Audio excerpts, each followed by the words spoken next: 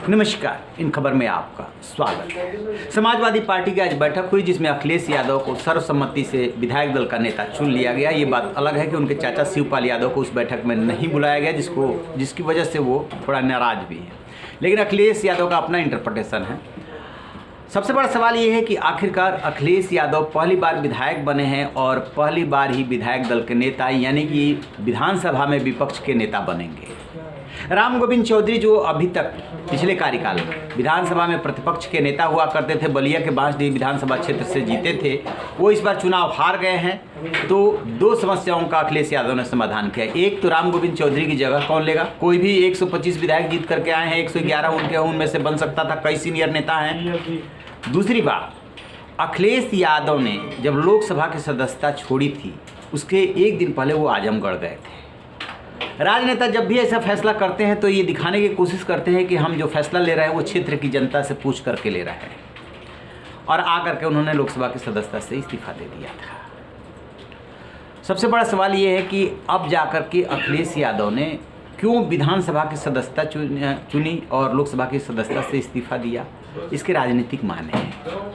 आपको याद है 10 मार्च को जब रिजल्ट आया था तो रिजल्ट के बाद अखिलेश यादव ने कहा था कि बेशक हम हार गए हैं लेकिन हमारा वोट परसेंट 10 से 11% बढ़ा है और हम ज़मीन पे रह करके संघर्ष करेंगे। इस चुनाव की कोई दो खास बातें हैं। तो एक तो ये कि कांग्रेस लगभग खत्म, जो 7 सीटें थी उस 7 सीट से जो है 2 सीट पे आ गई, और दूसरी खास बात यह है कि बहुजन समाज पार्टी भी अब प्रदेश में खत्म हो रही है, उसकी ज़मीन दरक रही है। लिहाजा अखिलेश यादव की ये बात समझ में आ गई है कि यदि बीजेपी का कोई मुकाबला कर सकता है तो समाजवादी पार्टी कर सकती है, लेकिन एसी की राजनीति करके समाजवादी पार्टी बीजेपी का मुकाबला नहीं कर सकती। उसके लिए ज़मीन पे संघर्ष करना होगा, और वही अखिलेश यादव कर रहे हैं। ज़मीन पे संघर्ष करने के लिए एक संदेश देना होता है कि अब हम उत्तर प्रदेश में ही रहेंगे, विधायक रहेंगे, विधायक दल का नेता रहेंगे, प्रतिपक्ष के नेता रहेंगे, और इसी उत्तर प्रदेश में रह करके बीजेपी के साथ संघर्ष करेंगे। क्योंकि बीजेपी की खासियत ये है, जैसे ही वो एक चुनाव जीतती है दूसरे चुनाव की तैयारी शुरू कर देती है। हमें और आपको देखने में लग सकता है कि योगी 2.0 का आगाज़ हो गया,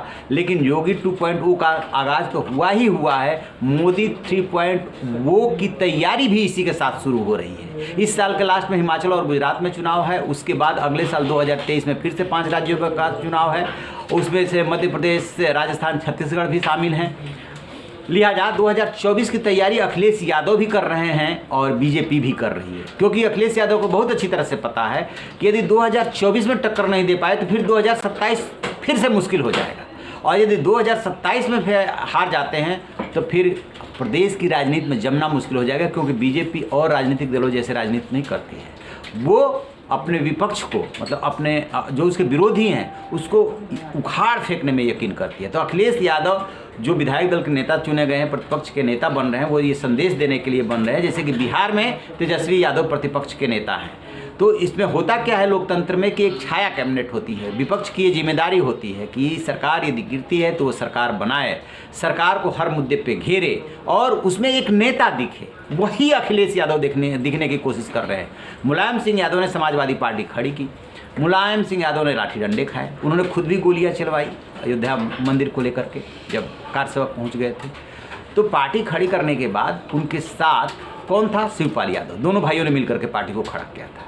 अब अखिलेश यादव आए तो जो पिछला चुनाव 2017 का जीते थे, इसमें कोई दो राय नहीं कि तब भी उन्होंने रथ यात्रा निकाली थी, सड़कों पे उतरे थे, लेकिन कमाई किसकी थी? मुलायम सिंह यादव की। 2022 का चुनाव विशुद्ध रूप से अखिलेश यादव समाजवादी पार्टी और अपने दम पे लड़ रहे थे, और हार गए ये अलग बात है, लेकिन 77 सीटें यदि 100-200 से लेकर के 13,000 के बीच में हार जीत हुई है तो ये इस बात को इंगित करती है कि आपके जीतने की पूरी गुंजाइश है, बशर्ते कि आप और ज़्यादा मेहनत करें।